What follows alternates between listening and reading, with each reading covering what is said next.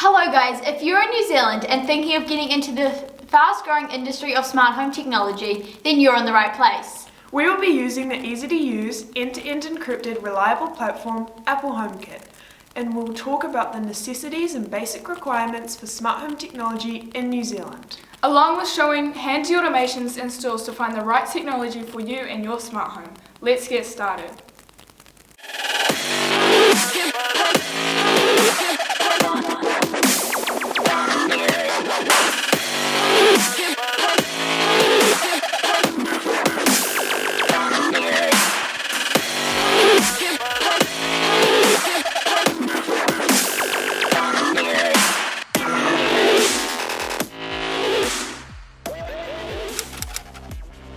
The first thing you need to do is choose a platform. This is to create your smart home around. Now, there are a number of popular platforms people use. These can include Apple HomeKit, Amazon Alexa, and Google Home Assistant.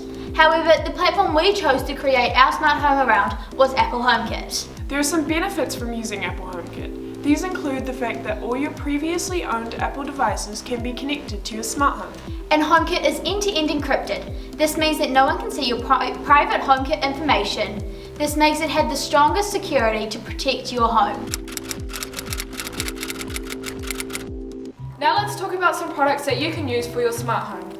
Apple HomeKit has a range of products that can be connected to your smart home. These devices range from Apple's own products such as Apple TV and HomePod Mini to devices from other companies like Xiaomi and Philips Hue. Some of our favourite Apple HomeKit compatible devices include the Xiaomi Gateway, the Xiaomi Motion Sensor, Brilliant Smart Plugs, and the Yeelight LED light strips. Products from other companies such as the Xiaomi products will need to be bridged to your HomeKit using a hub of their own platform. These devices communicate using protocols. A protocol is a language devices use to be able to talk to one another. Some protocols you can use in New Zealand include Wi-Fi, Bluetooth, and Zigbee. In order to carry out an automation, you need a hub.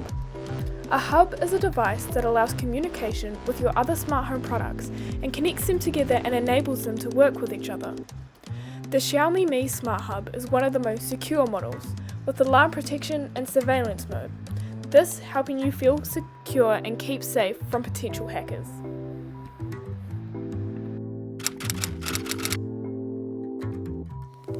Now, after listening about all these amazing devices, you must be thinking about where you can get easy access to them in New Zealand. Well, we filmed some online stores so you can know what is available for you in New Zealand and what devices are best to kickstart your smart home. If we have a look on No Leaning's page, we can shop from products then to smart home. This is where we can find a range of smart home products. You can shop by either category or brand. You even have access to some helpful videos to help you set up some devices. This site is very helpful. On JB Hi-Five's website, you can click Smart Home Devices, and then on the left-hand side of your screen, you can see you can shop Smart Home by either category or brand. You can then scroll and see a range of smart home devices. Here we have a range of smart home devices from PB Tech. They are all Apple HomeKit compatible and they are a range of different prices, so you'll be sure to find one in your budget.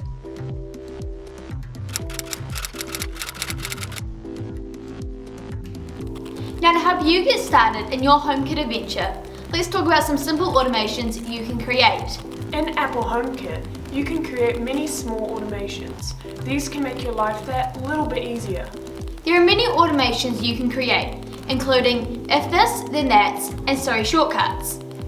The same simple automation can work on many different devices. For example, turning the lights on at a set time of the day for this amount of time. The same theory can work for devices such as heat pumps, smart plugs, and many more, just as long as you adjust the automation to the new device. Siri Shortcuts work hand in hand with Apple HomeKit and are built into your phone so you can easily access them whenever you're connected to Wi-Fi. Because of this, you can run automations made in HomeKit with a wider range of possibilities. Automations are basically limitless. If you have the devices and an idea, you can pretty much always produce an automation out of it. Although, once you have become a smart home master, you might have to outsource other platforms such as Hoops and Home Assistant, so you can create more complicated automations. Now let's look at a smart home in real time. As you can see, this is our Homekit app for our smart classroom. For our hub, we are using an Apple iPad with iOS 14 installed. In our Homekit app, we have a range of simple automations we have created to make our classroom a little bit more practical. One automation you can see here is how we change our projector to turn on and off by the push of one button. This automation was helpful because before we would have to push the off button twice, but with the button we only have to turn it off once. Another automation we created was for our lamp with a LifeX smart light bulb in it to turn on when the motion was detected on our motion sensor. We hope these smart home basics showed you how helpful and effective a smart home can be. On the rest of this channel, there are more specific tutorials and tips about HomeKit, and if you want to dive into other platforms and aspects of smart homes, you can check out other channels such as Shane Watley and Paul Hibbert. Thanks for watching, and don't forget to like and subscribe to NZ Clever Home.